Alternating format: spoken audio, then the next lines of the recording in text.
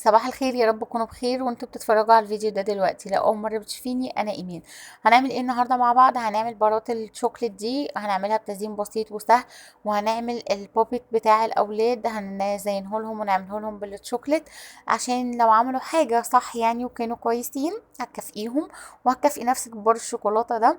هي الشوكولاته واي حاجه فيها شوكولاته بتنزل على قلبي على طول، وعشاق الشوكولاته حاسين بيا وعارفين انا بقول ايه كويس جدا.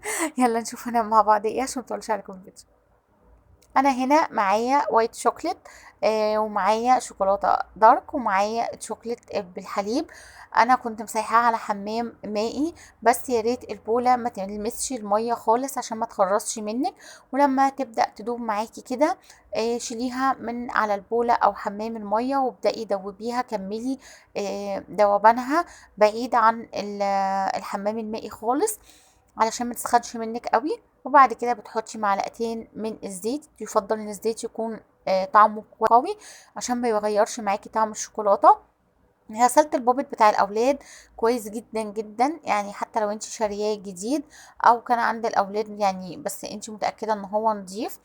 بحطه في كربوناته وخل وميه دافيه، وبحطه في الصابون السائل وبغسله كويس جدا جدا بليف.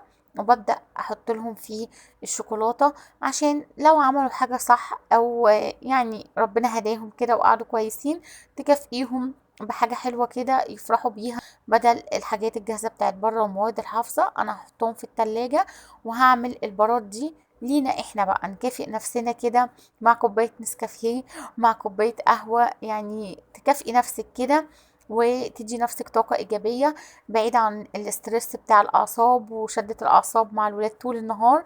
فتخليهم يناموا كده وتكافئي نفسك وتطبطبي على نفسك بقالب الشوكولاتة ده. أنا هنا هبدأ أحط الشوكولاتة البيضة عندي في 2 مكعب كده أو في صفين بس. بصي يعني العبي بقى بالشوكولاته دي، يعني عايز تعملي البار كله مثلا اللي هي وايت شوكليت، او عايز تعمليه شوكولاته اللي هي الدارك، عايز تعمليه شوكولاته بالحليب، زي ما تحبي الشكل ده، زي ما تحبي حسب رغبتك. بس يفضل انك تجيبي نوع كويس الشوكولاته. انا بجيب سما بالحليب، ممكن تجيبي دريم، اي نوع شوكولاته بتفضليه او حسب امكانياتك. يعني ممكن تجيبي ربع كيلو شوكولاته فيينا وتعمليها، مش هتقول لا خالص، يعني هتبقى كويسه برضو. وفي نفس الوقت افضل بكتير من الحاجات الجاهزه اللي فيها مواد حافظه اللي كل شويه الولاد بيشتروها وهم رايحين المدرسه، فدي هتوفر لك شويه. انا حطيت في النص بالشكل ده شوكولاته اللي هي الدارك، وهحط في اخر صفين دول هحط برضو شوكولاته وايت بالشكل ده كده. تقدري تزيني زي ما انت عايزه، حسب المتوفر عندك وحسب رغبتك وحسب ذوقك. لو عندك سوداني مجروش حطي، عندك اللي هو كريسب حطي، عندك مكسرات اي نوع مكسرات ممكن تحطي، عايزه تحطي زبيب، عايزه تحطي شوكولاته اللي هي الصخر، عايزه تحطي مثلا شوكليت شيبس، يعني دي حسب رغبتك وحسب او تحطي شوكوبون زي ما احنا حاطين في البوبت كده. زي ما تحبي يعني المتوفر عندك وحسب امكانياتك. واقل الامكانيات ساعدي ولادك وفرحي نفسك، و يعني كافئي نفسك وكافئي الولاد كده بحاجات بسيطة وانتي تبقي عاملاها في البيت كده، يعني توفر الحاجات بتاعت بره شوية ومصاريف بره شوية، وفي نفس الوقت تقللي من المواد الحافظة من حلويات بره. فدي هتعمل معاكي كمية كبيرة وحلوة مش وحشة. يعني انتي ممكن ب20 جنيه تجيبي قطعة من الشوكولاتة اي نوع بتفضليه، وتسيحيها وتعمليها في اي شكل بقى عندك، في اي قوالب متوفرة عندك، يعني حلوة وجميلة وموفرة بصراحة. انا عملت هنا في القالب ده الشوكولاتة، وهنا هعمل اللي بالحليب. وخدي بالك ان القوالب او ال الحاجات السيليكون دي ما بتبقاش غالية قوي، يعني هي في ناس بتباعها ب20، ناس بتباعها ب25 حسب المنطقة بتاعتك. بس في اللي هو القوالب الغامقة، بصي اللي فيها، اللي انا عاملة فيها 3 يعني 3 صفوف دي اللي هي الوايت والشوكولاتة الدارك دي، دي غامقة، يعني بصوا حتى شكل القالب السيليكون غامق، واللي جنبها فاتح شوية. ففي نوع سيليكون بيبقى رديء شوية، وممكن يخليلك الشوكولاتة مجيرة زي ما انتوا هتشوفوها. وفي قوالب بتبقى بتلمع كده، بتحسي انها مطلعالك الشوكولات كده املس وناعم، ويعني مفيهوش غلطة. بصي هنا انا حطيت كده انصاف من اللوز. يفضل انك تكوني محمصة المكسرات لو هتحطي مكسرات.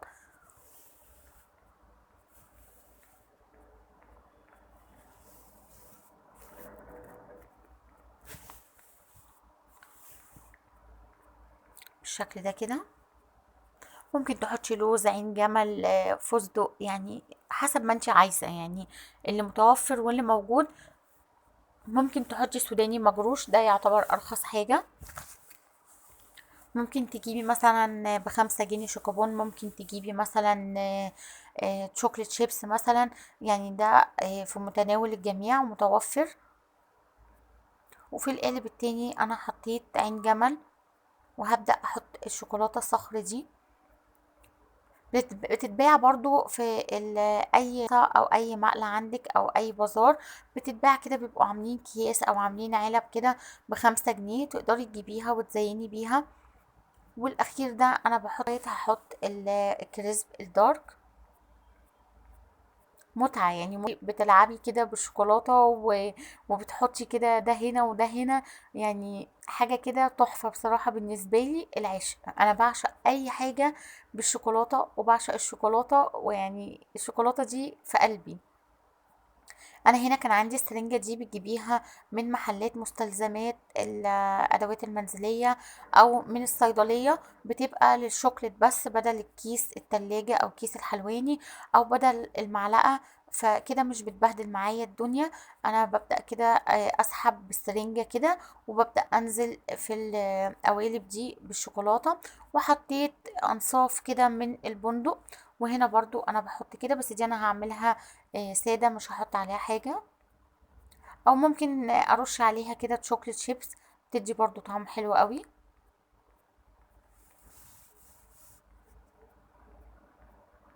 وبخبط كده القالب عندي خبطتين كده عشان تتساوى.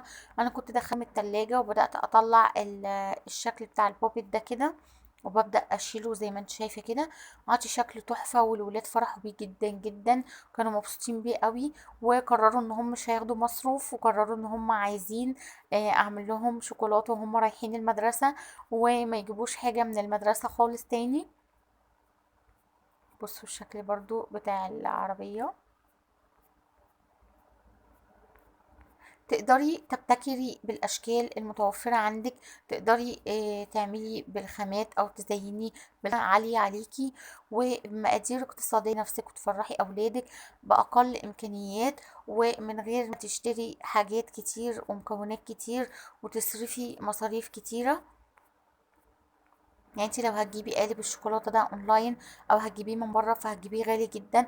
انت في البيت تقدري تعمليه موفر جدا، وامكانيات يعني في متناول الجميع. هو ده اللي كنت بقول لكم عليه. القالب اللي هو الغامق، تحسي ان هو مجير شويه، فمطلع الشوكولاته معايا مجيره بالشكل ده كده.